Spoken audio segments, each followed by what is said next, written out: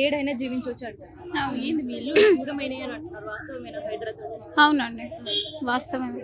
అంటే పొద్దున్నే 4 కల్లా 4:30 కల్లా వచ్చేసారు. కనీసం ఏ ఇన్ఫర్మేషన్ లేదు మాకు, అసలు ఏది చెప్పకుండా వచ్చేసి సడన్ గా తెల్లారకుండా వచ్చి ఇంటి మీద పడిపోయారు. 4కి స్టార్ట్ అయితే 9 వరకు బతిమలాడినా కూడా ఇడవలేదు. ఏమనంటే మాకు కోర్ట్ పర్మిషన్ ఉంది, మాకు గవర్నమెంట్ ఏది చెప్తే మేము అదే చేస్తాం. చిన్న పిల్లలండి, ఎగ్జామ్స్ నడుస్తున్నాయి, చిన్న పిల్లలని కూడా చూడాల. అసలు ఇలా చీకట్లో నుంచి తెల్లారేసరికి అసలు అది ఏం జరిగిందో కూడా మాకే అర్థం కావట్లేదు. ఆ పరిస్థితి చేసి వెళ్ళిపోయారు. అంటే ఫస్ట్ లో వచ్చారు రేవంత్ సార్ గెలిచాక కట్టు ఒక 45 డేస్కి వచ్చారు. రేవంత్ సార్ అయితే ఎప్పుడైతే గెలిచారో 45 డేస్కి వచ్చేసారు. అప్పుడు ఫస్ట్ టైం కూలగొట్టారు. అయినా మేము అలా ఇలా చేసి మళ్ళీ కూలీ నాలి చేసి అక్కడ గుడిసె కట్టుకొని చిన్న చిన్న రూమ్లు కట్టుకొని మేము అలా బతుకుతున్నాం.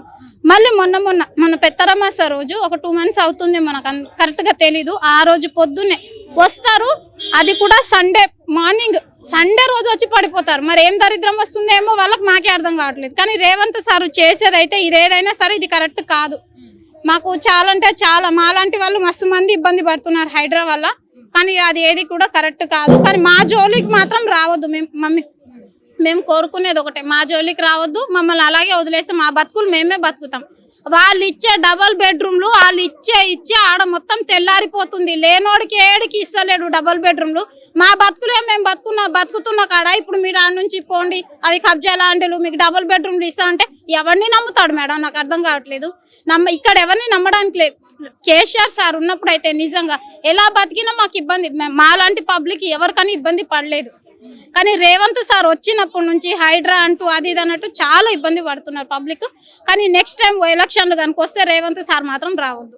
ఇప్పుడు హైడ్రా కేవలం పేదిల్లే కాదు, పెద్దోళ్ళు ఇల్లు కూడా మేము కూలగొడుతున్నాం, గవర్నమెంట్ జాగా ఏడున్నాం మేము మళ్ళీ గవర్నమెంట్ కప్పచెప్తున్నాం అంటున్నారు హైడ్రా. దాని గురించి మీరు ఏమంటారు? లేదండి, బాగా ఉన్నోళ్ళ దగ్గర ఎవరి దగ్గర వెళ్ళట్లేరు. చాలా పేదవాళ్ళంటే పేదవాళ్ళ దగ్గరికే వెళ్తున్నారు, ఉన్నోడి దగ్గరికి ఎవరి దగ్గరికి వెళ్ళట్లేదు. మీరు కూడా చూడొచ్చు, చాలా న్యూస్లలో చూడొచ్చు, ఉన్నోడి దగ్గర ఎవరి దగ్గర వెళ్ళట్లేదు. మొత్తం వస్తున్నారు, పడుతున్నారు మా పేదోళ్ళ మీదనే పడుతున్నారు. కానీ ఇది మాత్రం కరెక్ట్ కాదు.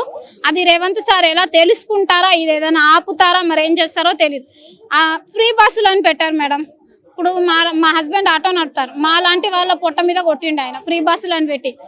అంటే చాలా మంది ఆయనకు ఓట్లేసిరు. దేనికంటే అవి చాలా చాలా హామీలు ఇచ్చినందుకే ఓట్లేసిరు. నిజం చెప్పాలంటే నేను ఎప్పుడు నాకు ఊహ తెలిసినప్పటి నుంచి, నాకు 18 yearsకి నాకు ఓటర్ ఐడి వచ్చింది. నాకు ఓటర్ ఐడి వచ్చినప్పటి నుంచి నేను TRSకే ఓటేస్తా. కానీ ఈసారి నేను ప్రామిస్ చెప్పాలంటే నా 2 పిల్లలు సాక్షిగా, నేను నమ్ముకునే దేవుడు సాక్షిగా నేను ఓట్ వేయలేదు. పక్కా రేవంత్ సార్ వస్తాడని నాకు తెలుసు, కానీ నేను ఓటేయలేదు. ఆయన ఆ దరిద్రుడే వచ్చిండు. ఆ దరిద్రుడు వచ్చి అందరికీ దరిద్రం రేపుతున్నాడు. ఏం చేశాడు మేడం? ఏం చేయలేదు. ఈసారి మాత్రం ఆయన గెలవద్దు. నేను కోరుకునేది ఏంటంటే మా బస్తీ జోలికి రావద్దు. మా బస్తే కాదు, మా లాంటి వాళ్ళు చాలా మంది ఉన్నారు, ఎవరి జోలికి వెళ్ళొద్దు. మాది కబ్జా ల్యాండ్ అంటున్నారు. మాది కబ్జా ల్యాండ్ అస్సలకి కాదు. మా తాతయ్య దగ్గర నుంచి మా నాన్నగారి తర్వాత నేను ఒక అనాథని, నాకు ఎవ్వరు లేరు. నా భర్త, నా పిల్లలు తప్ప ఎవరు లేరు. అది పెత్తరమావాస్య రోజు పొద్దున్న చనిపోయిన వాళ్ళకి కనీసం ఒక కొబ్బరికాయ కొట్టుకుందామా, ఒక అగరబత్తి వెలిగించుకుందామా, ఆ ఛాన్స్ లేకుండా చేశారు మాకు ఈ హైడ్రా వచ్చి. అది కూడా ఆదివారం రోజు పొద్దున్న. కానీ మా జాగాలు అయితే మాకే కావాలి మేడం. మాకే డబుల్ బెడ్రూమ్లు వద్దు. వాళ్ళు ఇచ్చిన డబుల్ బెడ్రూమ్లు మస్తు అయిపోయినాయి. ఎవరికి ఇస్తున్నారండి? ఎవరికి ఇస్తలే. బాగా ఉన్నోడు కూడా డబుల్ బెడ్రూమ్ అప్లై చేసుకుంటున్నాడు, లేనోడు కూడా డబుల్ బెడ్రూమ్ అప్లై చేస్తున్నాడు. అప్పుడు ఏమైతుంది? లేనోడికి డబుల్ బెడ్రూమ్ రావట్లా, ఉన్నోడికే డబుల్ బెడ్రూమ్ వస్తుంది. వాడు ఏం చేస్తాడు? ఎవడికొకడికి రెంట్కి ఇస్తాడు, పోనీ కొద్ది రోజులు అలా మెయింటెనెన్స్ చేస్తాడు, ఎవడికొకడికి అమ్మేస్తాడు అట్లా. కానీ మాకే డబుల్ బెడ్రూమ్లు వద్దు, మీకు ఏం ఆశించట్లేదు.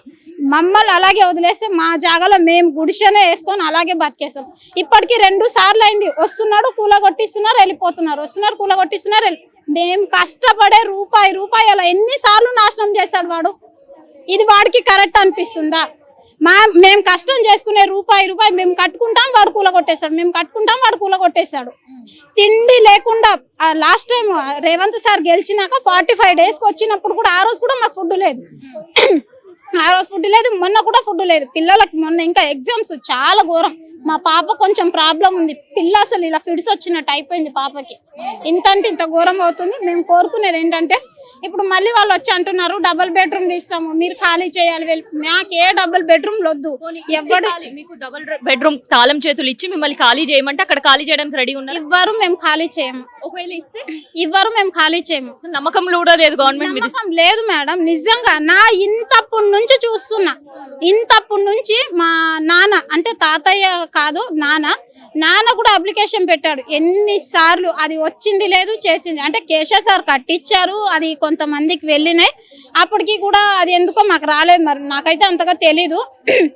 దాని తర్వాత మొన్న అభయహస్తం ఫామ్ లో కూడా అన్ని అప్లికేషన్లు పెట్టుకోవాలంటే అన్ని పెట్టుకున్నాం మేము కూడా. ఏది రేషన్ కార్డే లేదు ఇక్కడ ఇప్పటిదాకా ఎవరికి లేదు. కానీ మాకు డబుల్ బెడ్రూమ్ రాదు, అది ఇస్తారన్న నమ్మకం మాకైతే అసలు లేదు. మమ్మల్ని అలాగే వదిలేస్తే మా బతుకులు మేము అలాగే బతుకుతాం. మా జోలికి ఎవరైనా వస్తే ఈసారి హైడ్రా అది దాన్ని వస్తే ఖచ్చితంగా మా బస్తీ వాళ్ళంతా మేము ఒకటే, మేమంతే కిరోసినాలు పోసుకొని కాల్చుకొని చచ్చిపోతాం.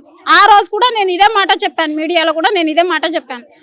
మేము మా బస్తీలో కులాలు వేరు కావచ్చు, అక్కడ మాదిగోళ్ళు మాలోళ్ళు నేను ఎస్టీ అమ్మాయిని లంబడోళ్ళు అమ్మాయిని అలా చాలా వేరు కులాల ఉన్నాం మేము. కానీ కులాలు వేరైనా కూడా ఒక్క ఇంటి మనుషులా కలిసి ఉంటాం. మా జోలికి కనుక ఈసారి హైడ్రా అది ఇది వస్తే ఖచ్చితంగా మేమంతా ఐక్యమై కిరోసినాలు పోసుకొని చచ్చిపోతాము. అప్పుడు రేవంత్ అన్నకు మాత్రం హ్యాపీగా ఉంటాడు.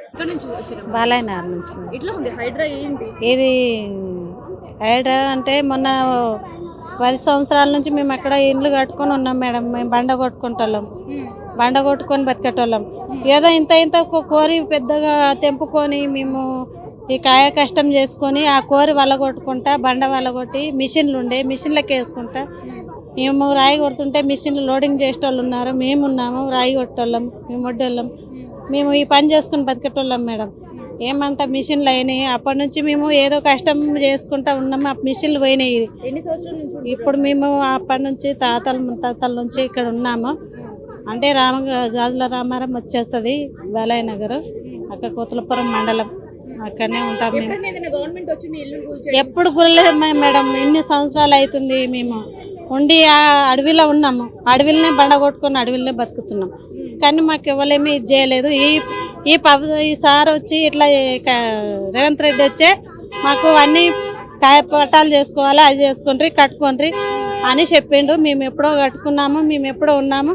గుడిసెనో గూడేసుకొని ఉండండి మంచిగా ఉంటారా అని చెప్పిండు. అని అవి ఇవి చేసుకోమని చెప్పి కానీ మాకేం పాపడు చెప్పి ఇప్పుడేమో రాత్రి వచ్చి మాకు ఇండ్లు గూల కొట్టుకుంటా మొత్తం పిల్లల తల్లులు రోడ్డు మీద వేసారు మేడం.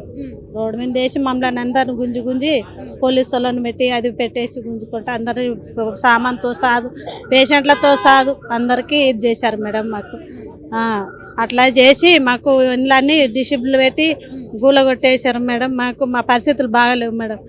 అసలు మా క్యాలెండర్ మొత్తానికే మాకు ఏం సాయం చేయలేరు మేడం. అసలు కట్టిన ఇండ్లన్నీ లేదంటే దాదాపు 200-300 ఇండ్లు ఉన్నాయి. అదంతా మేము కట్టుకున్నాం లేవర్ కాడికి అయినా కానీ మొత్తం గుల్ల కొట్టేశారు మేడం. కేసీఆర్ గవర్నమెంట్ ఉన్నప్పుడు మాకు మంచిగా చూసుకున్నాడు మేడం. మాకు అన్ని సహాయం చేశాడు, అన్ని మంచిగా చేశాడు. ఈయన వచ్చి నుంచే సార్ వచ్చి నుంచి మొత్తం మాకు రేవంత్ రెడ్డి సార్ వచ్చి మాకు అన్ని ఇండ్లు వచ్చి మొత్తం డిసిప్లిన్ పెట్టి అన్ని గుల్ల కొట్టారు రెండోసారి వచ్చి.